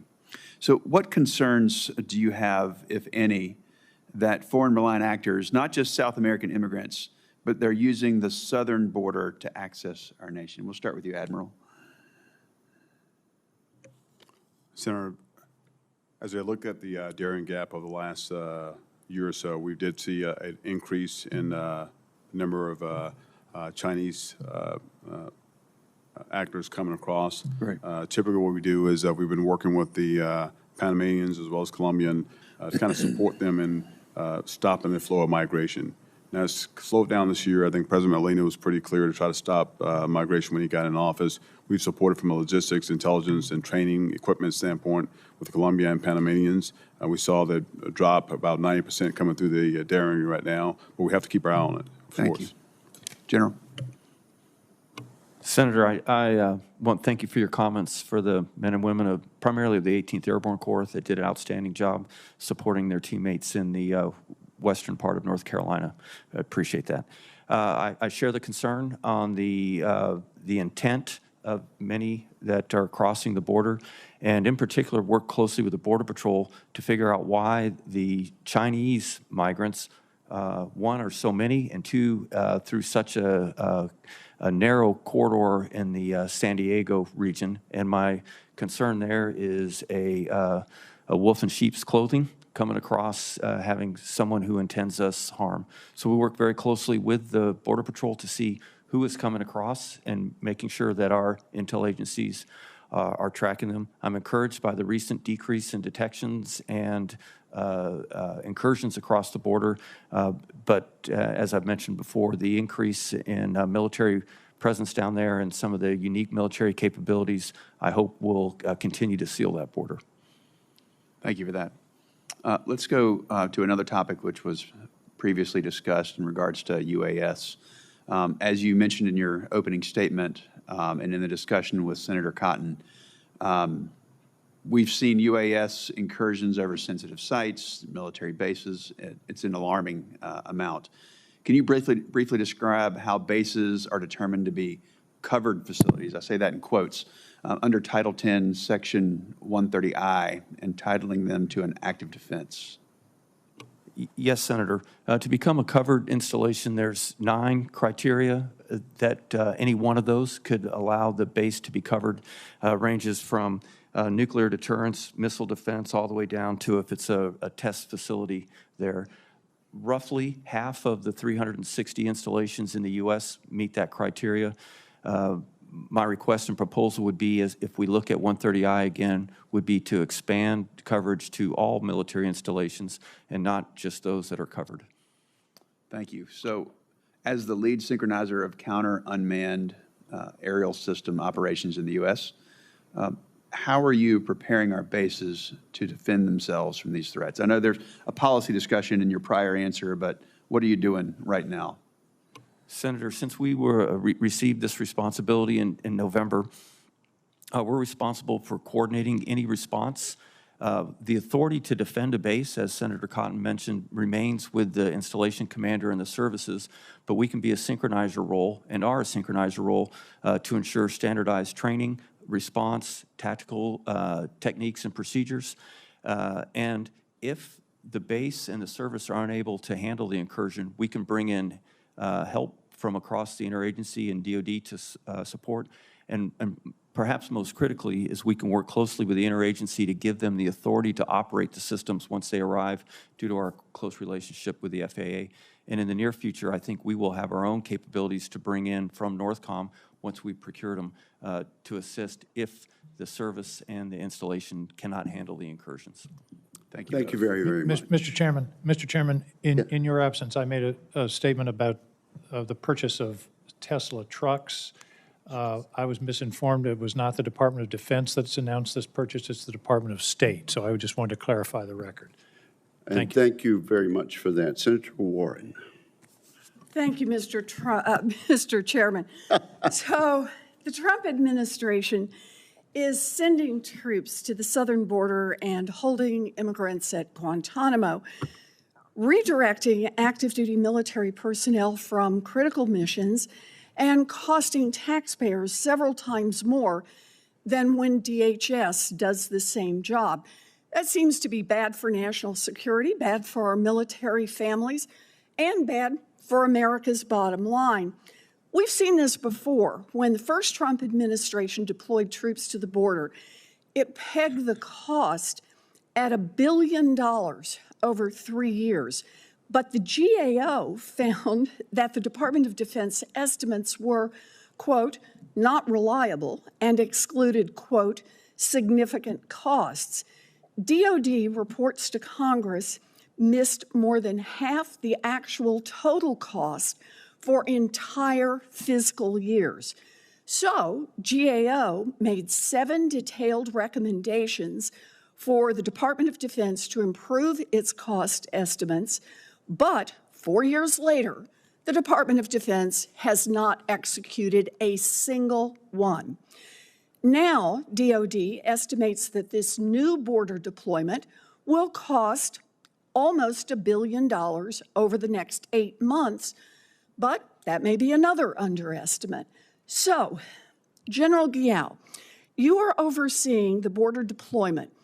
Does underestimating the costs of an operation put future missions and future readiness at risk? Senator, I would assume so, but I think I need to point out that Northcom has not appropriated funds for the southwest border, and we've never had reprogramming or pass-through funding. This is all done through the Department Comptroller and the services. I appreciate that, but I'm asking the question about running past the limits and the consequences of that, because the money has to come from somewhere, and I'm concerned that we're going to see the same problem that we saw the last time. Big costs and little transparency and accountability. When DOD has been tasked with doing DHS's job, it has cost taxpayers a lot more money. It costs 3 times more to deport migrants on military aircraft than civilian planes that ICE often uses, and has cost ICE at least 5 times more per detention bed to hold migrants at Guantanamo Naval Base than at facilities in the United States. Anytime civilian authorities ask DOD for help, DOD is supposed to evaluate the request based on 6 criteria, including cost. But we don't even have a cost estimate for the new Guantanamo operations. So, Admiral Holsey, what do you expect the budgetary cost of Southcom's Guantanamo operations will be through the end of this fiscal year? Senator, we're new into the process right now. We surged emergency assets down there to start building out the camp. It's a phased approach, so it's not automatically going up to 30,000. So right now, so you're telling me you actually don't know the cost yet? not at this point, ma'am. Not at this point. So the decision to deploy DOD personnel and assets was made without knowing the cost, which is exactly what DOD is supposed to consider in making the decision to deploy. Will you at least commit to provide that estimate to Congress as soon as you have it? Yes, Senator. All right. Yes, Senator. I will work with the OSD and DOD to get that to you. All right. I will hold you to that. I'm relying on both of you also to tell us if DOD blows past whatever estimates you give us. Given the potentially astronomical costs, will you commit to informing this committee if you determine that these operations are not militarily effective? Yes, Senator. All right. You know, we need to know if the operations are having an unmanageable impact on readiness and morale. Political stunts like this can easily damage troop morale. Many Texas National Guard members who deployed to the southern border have felt isolated, without purpose, and some have even committed suicide. I think it is important that we have better oversight over these plans and that we make these plans conform to the law. Thank you, Mr. Chairman. Thank you very much. Yes, Senator King. One follow-up. General, give us an outline of the Russian activity and militarization of the northern Arctic Ocean. I don't know how to define northern and southern when you're coming from the North Pole, but on the Russian shoreline. Senator, over the last year, we've seen a significant increase in both Russian air and maritime activity in the vicinity of Alaska, both in the Bering and up in the Arctic Ocean. In fact, the incursions and the number of ships this past year equal or exceeded the rate that it was before the Ukraine invasion, after which I think we all know the numbers dropped. And we've also seen increase in air patrols on the eastern side, what we call the 2 o'clock approach through the Greenland and Iceland gap towards Maine and the northeast portion of the United States. So I'm certainly concerned by that, and I would expect the numbers on both sides of our coast to increase in the coming year. And then also, sir, along those lines also, the Russian out-of-area patrols for both surface and undersea was significant last year, and I expect to see that on both coasts again this year. And the Chinese are increasingly active, are they not? Yes, sir. Last year was we saw the most Chinese vessels off the coast of Alaska than we've ever seen, and many simultaneously. I was at a conference some years ago on the Arctic, and there was a huge delegation from China, and I said, what is China's interest? They said, we are a near Arctic nation. My response was, Maine is a near Caribbean state.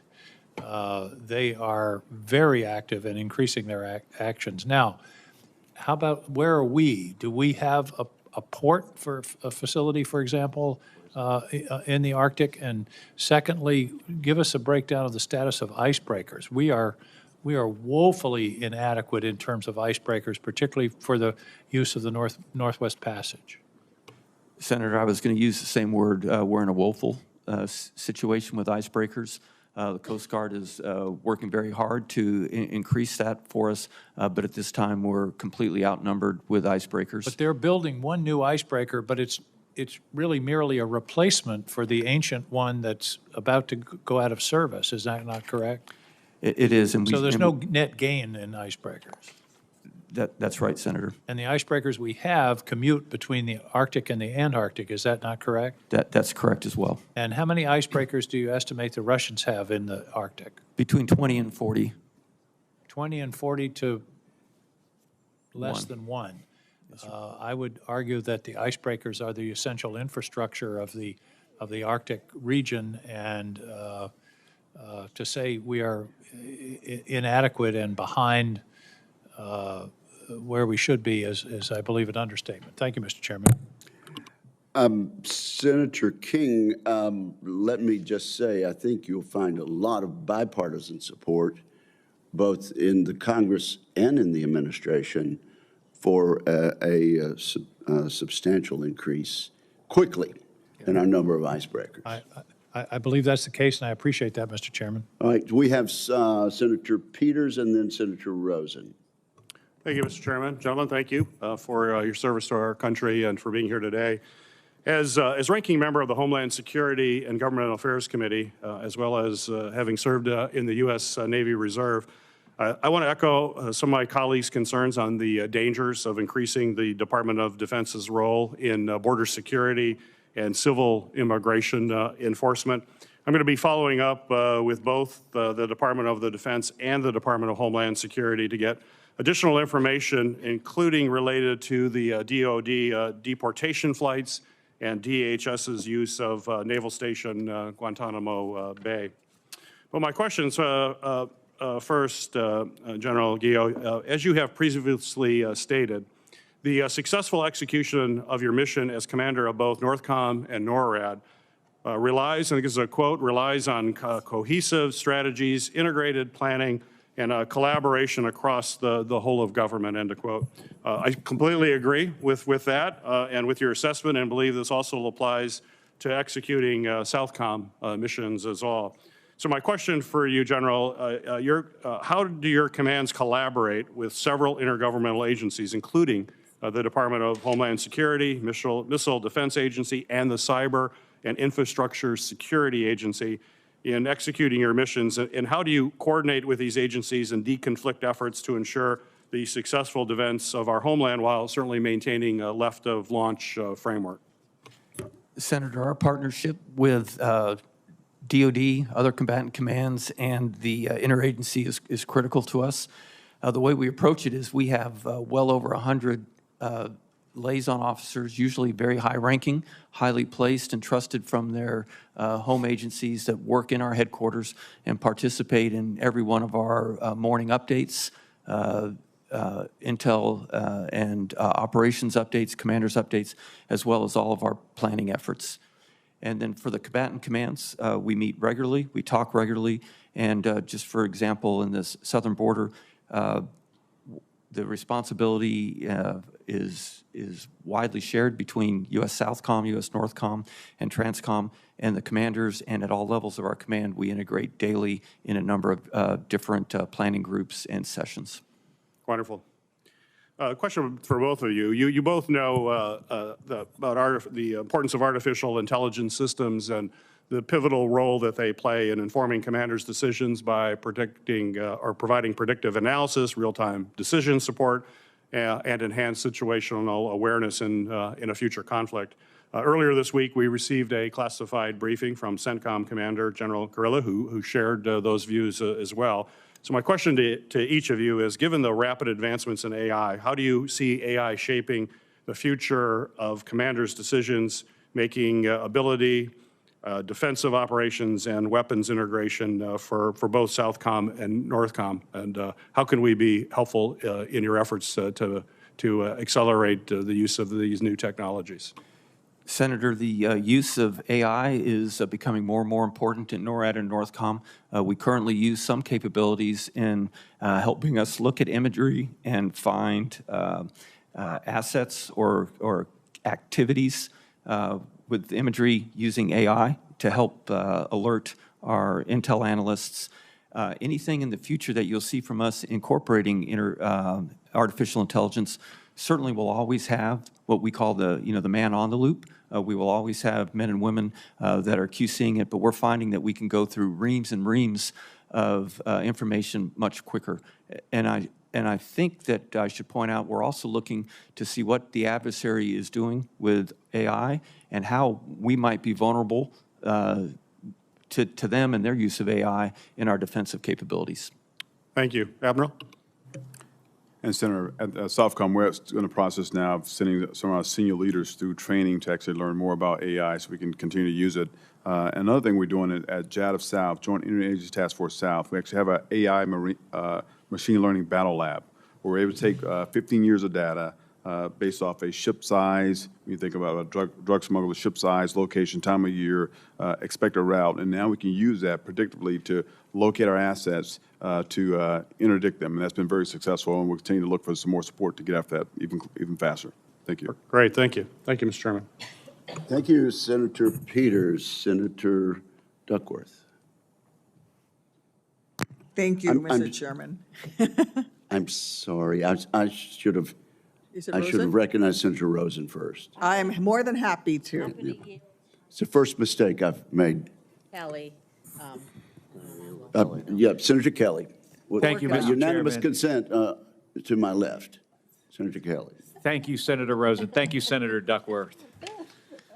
Really appreciate it.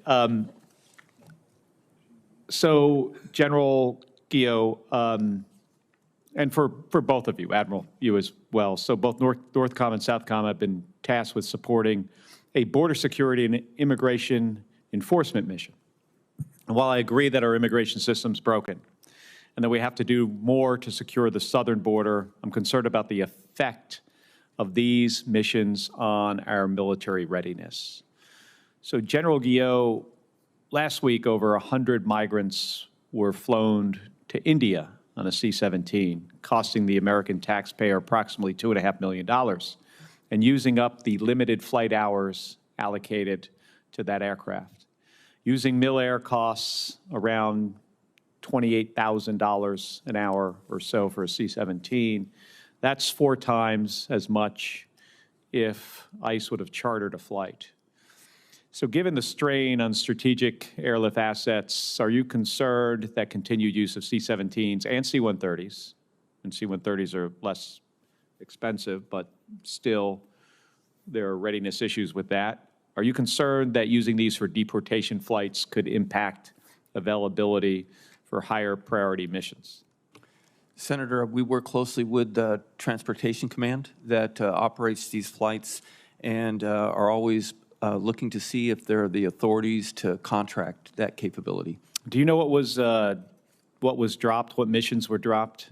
And Admiral Holsey, same for you. Do you know if we dropped any missions to be able to support the flights to India or Gitmo? I do not know, sir. And Senator, I'm not aware either. And are you aware what the chain of custody looks like for detainees as we transfer them? As far as right now, the DHS has the chain of custody for the detainees as far as those coming to Gitmo. So that's not a military responsibility at all? No, sir. All right. And then, Admiral, I've got a question. We talked a little bit in my office about this yesterday. We're in the midst of a global strategic competition with China, and China continues efforts to influence politics and societies in the Western Hemisphere, in our neighborhood. And they use economic engagement to gain access and influence in countries in Latin America and in the Caribbean. So what's your assessment of the security situation in Panama, and what is your strategy to deter CCP influence in the region without contesting Panama's control over the Panama Canal? So, Senator, just like all places around the world now, China continues to gain their economic and infrastructure influence, and so we know they have some controlling interests in ports on both ends of the canal. We know that they have infrastructure projects as well. My role as the Southcom commander is to defend the Panama Canal in time of crises or contingency, and I intend to do that. And do you agree that working with our partners would be part of this strategy? Yes, sir. And our partners meaning the Panamanians? Yes, sir. The Panamanians are key to working with us. In fact, right now we have an exercise called Panamax we do every year, and that's an exercise where we work with the Panamanians and our allies and partners in the region to do a scenario where we defend the Panama Canal. And just recently, the Panamanian president mentioned that he wants to do Panamax in Panama, so that's a change, right? So we'll continue to work with our allies and partners, continue to work with the Panamanians, and as we go forward. And can you describe a little bit what that exercise would look like in Panama? Yes, sir. So we think about nefarious actors trying to, create a explosion or something in the canal or stop up the canal. So again, as we're working and the approaches to the canal, so it's the whole entire thing to include cyber activity as well. So again, in every exercise we do throughout the region, there's always some cyber component, and so we continue to work that. So we do have a strategy, and this exercise being part of the strategy to counter the PRC's influence in the region as it is today. Yes, sir. And to be clear, I think I go back to a statement I made earlier about presence, right? I need presence in the region. Presence means power. Presence blocks out the PRC. And so I'll continue to do that. All right. Thank you. Thank you, Mr. Chairman. Thank you, Senator Kelly. General and Admiral, Senator Kelly was not the first to mention the cost of mil air as compared to the cost of a charter flight. To your knowledge, are those figures correct? Senator, to tell you the truth, I don't have knowledge of that because those are all run through U.S. Transportation Command. I don't have access to those numbers. Okay, but you'll get that to us, will you not? Senator, Chairman, of course, I'll be very transparent. And how about with you, Admiral? And I do not know the figures, sir, but we can work to get that. Mr. Chairman, I can comment, if I could just make one comment. Absolutely, Just yeah. from experience, about 21,000 pounds an hour of fuel for a C-17. 737 is about 5,000 pounds per hour for fuel costs. So just in fuel costs, it's about a 4X difference. Okay, thank you. But you will follow up. The witnesses will follow up. I think we now have Senator Banks. Thank you, Mr. Chairman. General Guillot, the President's executive order to establish the Iron Dome for America stresses the need for both weapons to shoot down enemy missiles and also the satellites to track them.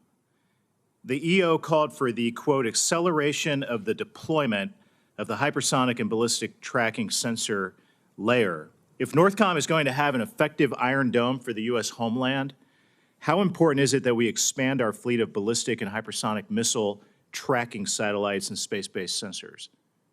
Senator, expanding those capabilities would be imperative to having a successful shield over the North American continent. Can you expand on that? Why Yes, that's important? First and foremost, Senator, we have to detect anything that we want to defeat. And so the HBTSS that you described is the first capability that we think will reliably and accurately track a hypersonic missile. We have some capability already that can detect intercontinental ballistic missiles, but those are fairly easy to track because of their ballistic profile, whereas the hypersonics are both maneuverable and much faster.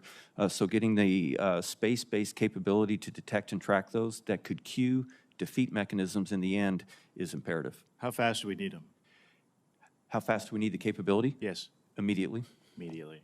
Thank you for that. Admiral, some of my colleagues have said that the U.S. military operations to defend the neutrality of the Panama Canal would be unprecedented or illegal.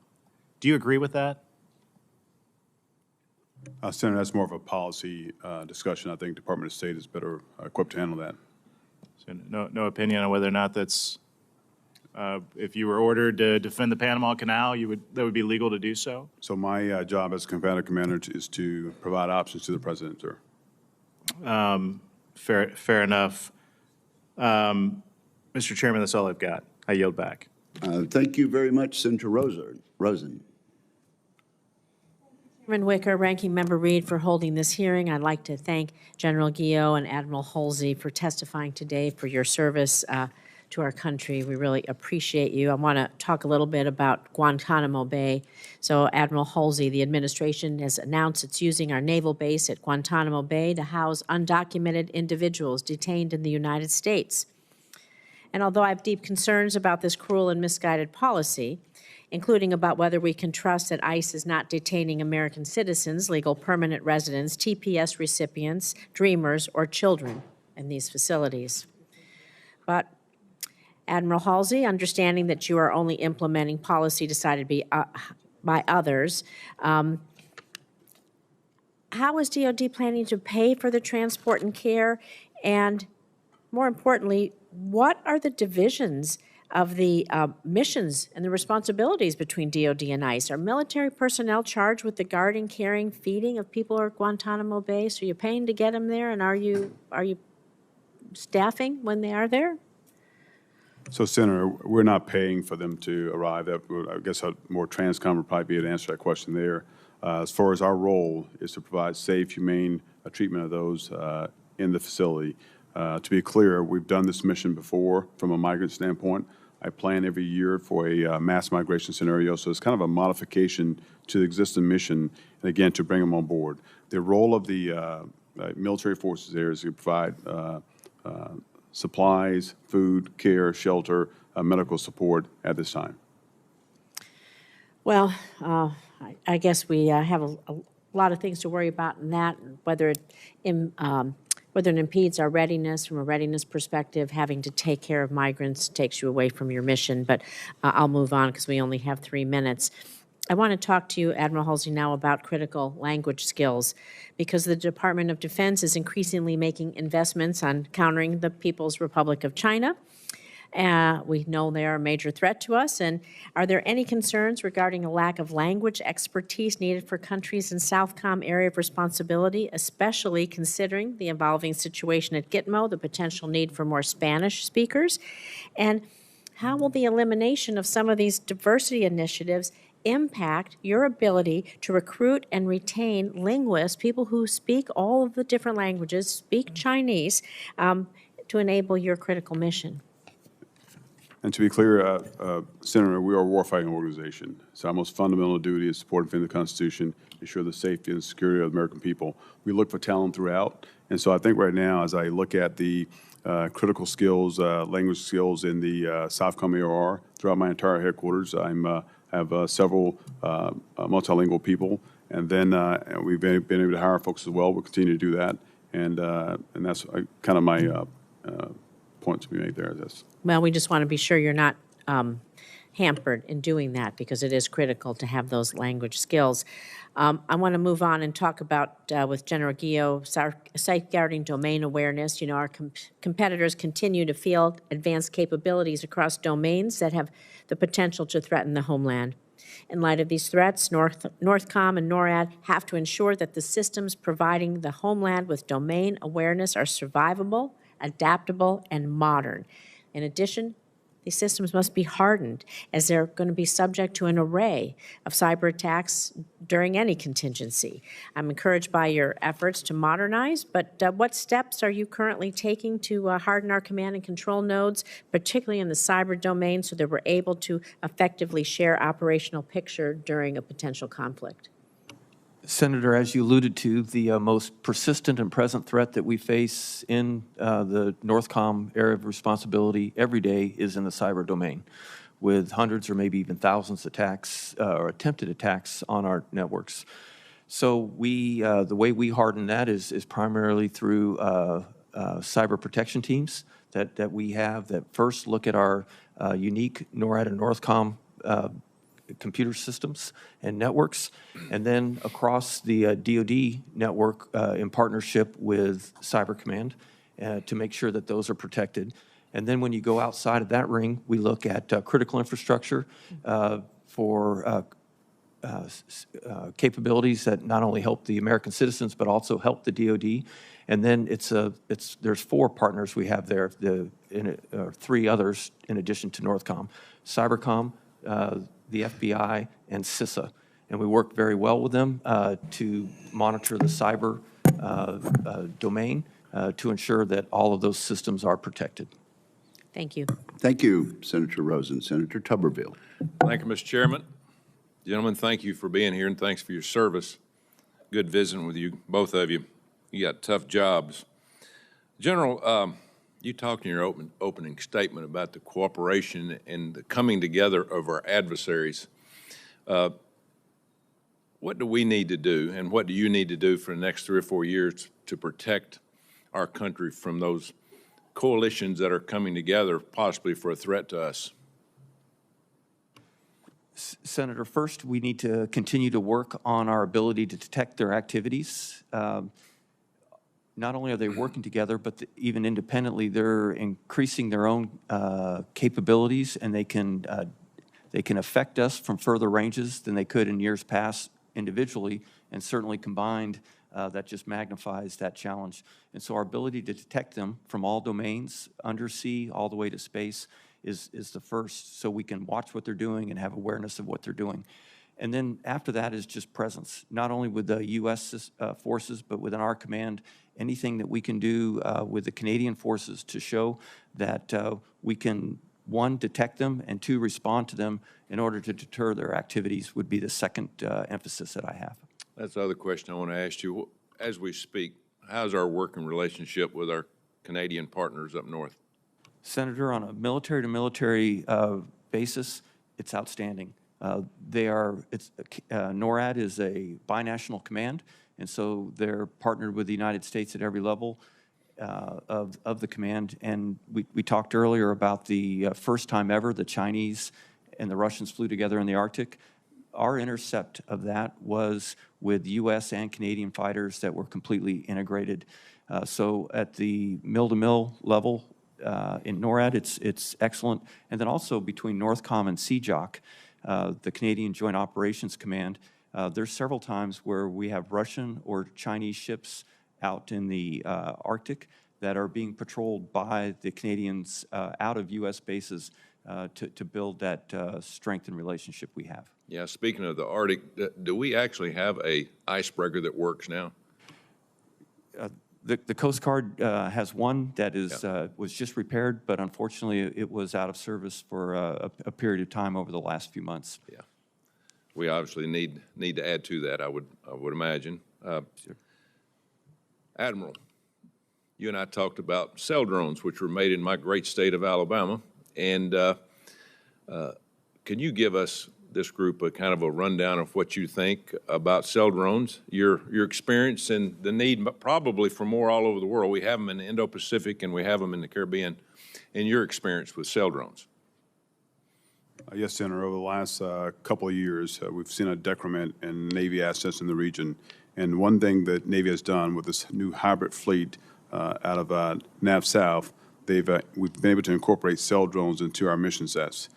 They provide great domain awareness, and right now we're doing an Operation Southern Spear, where at this point we'll have cell drones in the Caribbean and in the Eastern Pacific, along with other unmanned assets to counter the drug fight. Right, so it gives me more maritime domain awareness, and it helps our partners as well, because we're trying to bring them into this piece, and so they have a better understanding. One thing our partners continue to ask for is domain awareness, intel sharing. So again, having those assets in the region for a lack of other assets is making a difference for me. Used for what main reason are they used for as we speak? For drug runners? So right now it's maritime domain awareness, so overall surveillance, right? So they actually have the capability to patch back to our MOC, our Maritime Operations Center in NAV South.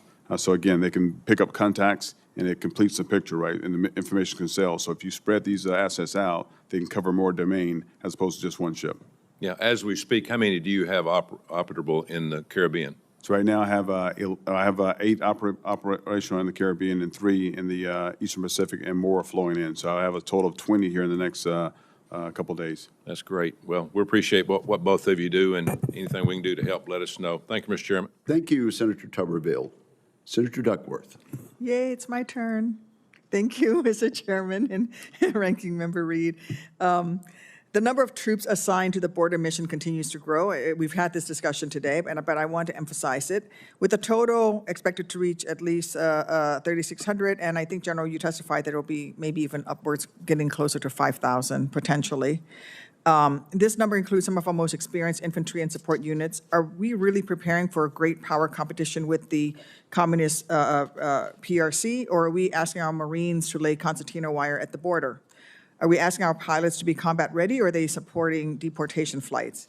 As we consider the ways that responding to these missions in Northcom and Southcom is impacting the military's ability to focus on the primary mission of great power competition and warfighting, we need to also factor in uncertain but rapidly increasing costs of DoD support at Guantanamo Bay.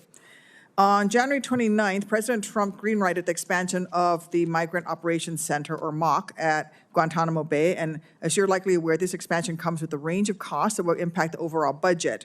Everything from medical care and sanitation to education for migrants, as well as expenses tied to deploying military personnel to Gitmo. Admiral Holsey, could you provide a breakdown of the timeline and projected construction costs for increasing Gitmo's capacity to 30,000 people as outlined by the President's directive? Senator, at this time, we're doing a phased approach. So right now, we'll have a capability for about 2,500 cots, and that plan is going to go up if we continue to phase it in. And we haven't decided that yet. I'm waiting further direction. So at the initial point, I don't have a cost estimate of what would take for 30,000. So right now, we're still in the infancy phase of it. Well, you have a presidential directive. Have you not started planning to fulfill that directive? So right now, again, it's a stage approach, a tailored approach, right? So right now, we won't necessarily go. We don't know. We're working with DHS to understand the flow of migrants. So we're not going to go. We won't go to 30,000 unless we know that migrant flow will come. So we're waiting at this point. Well, as that planning process moves forward, can you get me those data? Yes. Figures? Yes, sir. I will work through the OSD. Yes. Thank you. The fiscal year 17 MILCON, actually a project for mass migration complex, was actually for 13,000 migrants, and it cost $33 million in FY17 MILCON, just as a comparison. It stands to reason that an expansion to more than double that capacity nearly 10 years later would most certainly cost much more than the $33 million that was projected to cost in FY17. In addition to facilities costs in 2019, the commander of detention ops estimated that it cost more than $100,000 for each guard. Each guard's 9-month deployment to Gitmo cost taxpayers $100,000. Admiral Holsey, do you have, as you're doing this, do you have an estimate for the personnel costs associated with this effort, even for the first 2,500? No, we do not yet, but I can say that the cost of running Gitmo at this point, just the facility, over the last several years, has been approximately $100 million. And $100 million per year? Yes, for the JTF Gitmo facility, along with the rotational force that comes in. And how many detainees are there? Currently, there are 30 law of war detainees, 15 law of war detainees, and then approximately 68 other detainees, not detainees, but migrants from the DHS. So to house 118 detainees there and to maintain Gitmo, it's costing taxpayers $100 million currently. And we're going to project to go up to 30 million. For the Gitmo 30,000. facility. Just for the Gitmo facility. Just the facility. So the cost would be much higher than that. What is the source of funding for the expansion of the MOC? So right now, as the forces flow in, the services are bearing their initial costs for the initial flow. And so that's where it's at right now, the services. So it's coming out of the services pockets. What priorities will be left unfunded as a result of this shift in priorities? I can't answer that, ma'am. I think we have to ask the services. Okay. I would also like to address accountability on the DoD flights. Admiral Holsey, what is being done to ensure that risk is mitigated for pilots, and what security measures are in place to manage the personnel on board? Right now, the DHS actually controls those flights along with Transcom. Transcom probably have a better understanding of the flow of migrants to their what they do on the aircraft. So Transcom is responsible for the safety of the crew of the aircraft on those flights? Yes, ma'am.